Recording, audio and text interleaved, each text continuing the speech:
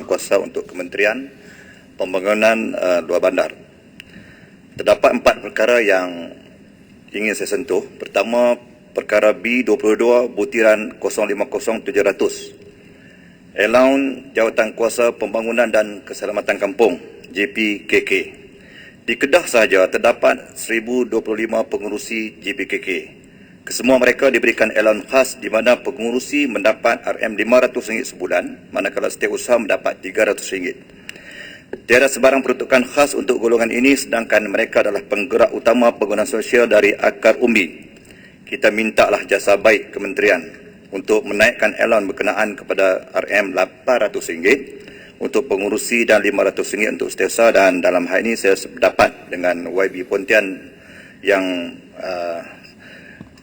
memberi cadangan ini tadi. Kedua, P22 butiran 03200, Skim Pembangunan Kesejahteraan Rakyat.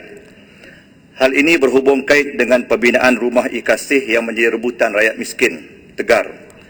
Kos pembinaan rumah PPRT maksimum adalah RM13,000 bagi Semenanjung dan RM15,000 bagi Sabah dan Sarawak, berdasarkan garis tetap kementerian. Namun begitu, jika dilihat kos pembinaan meningkat berkali ganda. Oleh itu, saya merasakan sangat sesuai sekiranya kementerian mempertimbangkan cadangan saya untuk menaikkan kos baik pulih rumah ikasih kepada RM20,000. Dalam butiran yang sama juga, baru-baru ini dalam jawapan Timbalan Menteri KPLB semasa menjawab soalan lisan saya baru-baru ini, permohonan untuk baik pulih rumah hanya perlu disahkan oleh penghulu dan semua ahli parlimen boleh menyampaikan terus kepada pihak kementerian. Saya ucapkan terima kasih atas alternatif yang diberikan. Seterusnya, ketiga, butiran 01707, pemasangan baru lampu jalan kampung. Kawasan saya di Parlimen Jerai masih lagi dihimpit dengan masalah lampu jalan. Terdapat jalan kampung yang langsung tidak mempunyai cahaya lampu dan hanya bergantung kepada cahaya bulan dan lampu kenderaan jika keluar pada malam hari. Keadaan ini mendatangkan masalah keselamatan yang perlu dipandang serius.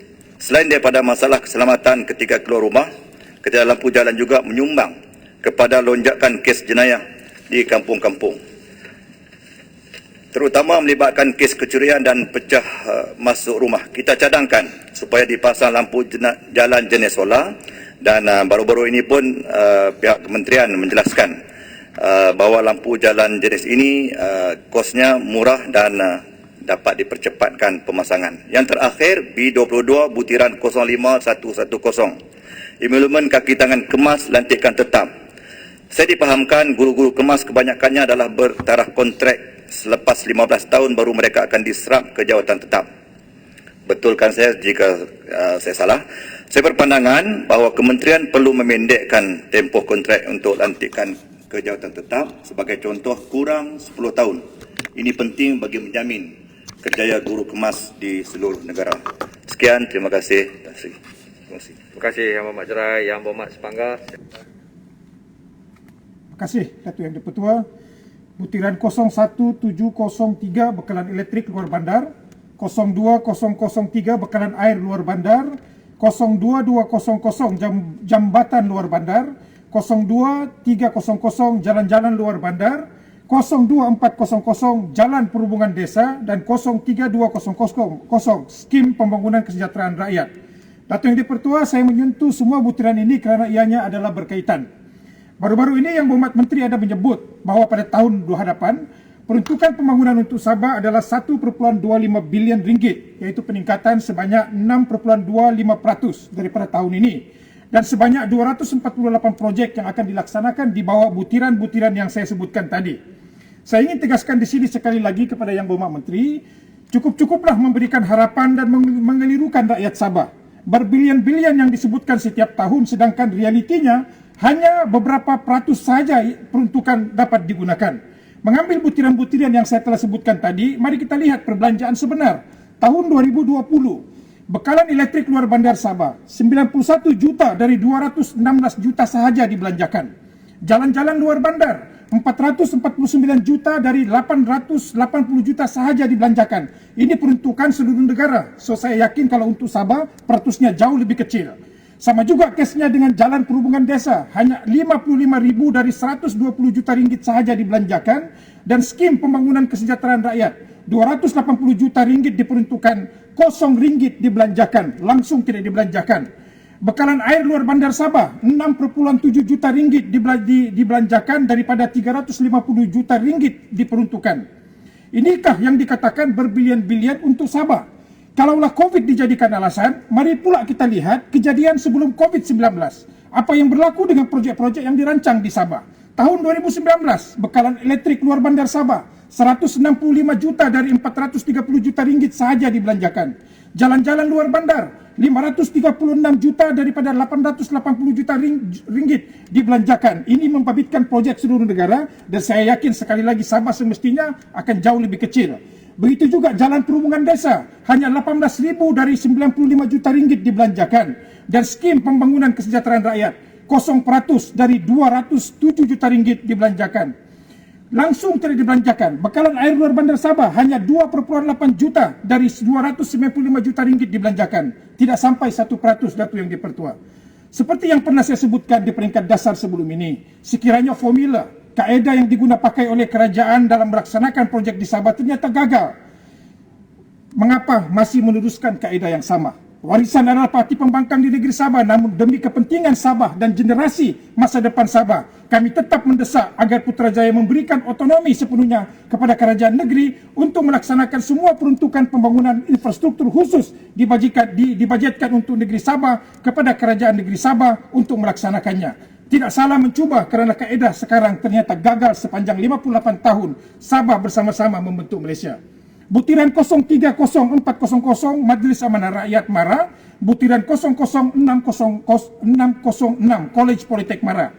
Mara merupakan agensi terbesar menerima peruntukan, iaitu 3.79 bilion ringgit atau 36% daripada jumlah keseluruhan peruntukan kementerian. Namun apa yang mendukacitakan, daripada berbilion-bilion ringgit peruntukan disediakan, KPTM sempurna, satu-satunya kolej Mara yang berada di negeri Sabah, tetap akan ditutup dengan alasan kononnya KPTM ini mengalami kerugian setiap tahun. Datuk Yang di-Pertua, keuntungan KPTM sempurna bergantung rapat dengan pinjaman Mara dan peruntukan PTPTN yang disediakan oleh kerajaan. Mara pada tahun ini diperuntukkan 2 bilion ringgit, iaitu bagi tujuan program penajaan pendidikan Mara. Ini merupakan kenaikan sebanyak 200 juta berbanding tahun ini. Maka, jika Mara peruntukan sedikit dari jumlah 2 bilion ini, KPTM sempurna boleh mengambil lebih banyak pelajar. Apabila peruntukan pinjaman kurang, maka KPTM sempurna tidak boleh mengambil cukup pelajar. Bila pelajar kurang, maka disitulah jumlah kerugian dicatatkan. Saya ingin tegaskan bahawa bilangan pelajar yang ingin menyambung pelajaran di pantai timur dan luar bandar Sabah adalah ramai. Namun ketidakmampuan ibu bapa mereka dan belia luar bandar bagi menampung pembiayaan untuk melanjutkan pelajaran ke peringkat lebih tinggi merupakan penghalang utama. Dan disitulah KPTM sempurna sebenarnya sepatutnya berperanan untuk membantu mereka. Sekali lagi, sekiranya kerugian inilah menjadi alasan mengapa KPTM sempurna sahaja ditutup, saya dedahkan di sini senarai KPTM yang mengalami kerugian setiap tahun. Kuantan 2,1 juta tahun 2019, 2020 703 juta ribu ringgit. Alostar 2,2 juta, 2020 848 ribu. IPO 752 ribu, tahun 2020 155 ribu. Jadi kedua Datuk Yang di-Pertua, selain daripada alasan kerugian, alasan keselamatan juga ditambah sebagai penyedap rasa untuk mengukuhkan alasan menutup KPTM sempurna. Saya mohon penjelasan kementerian sejak 5 tahun kebelakangan ini, adakah keselamatan pelajar-pelajar ini terancam? Apakah terdapat sebarang kes keselamatan sejak KPTM sempurna berada di daerah sempurna? Lokasi KPTM sempurna bukan saja jauh dari laut dan pekan sempurna, malah lokasi tersebut tidak pernah walau sekali dalam sejarah puluhan tahun pernah terdedah kepada isu keselamatan, penculikan dan lanun.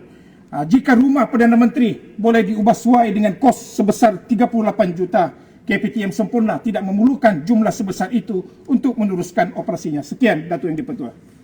Yang Berhormat Sepanggar, Yang Berhormat Siputi.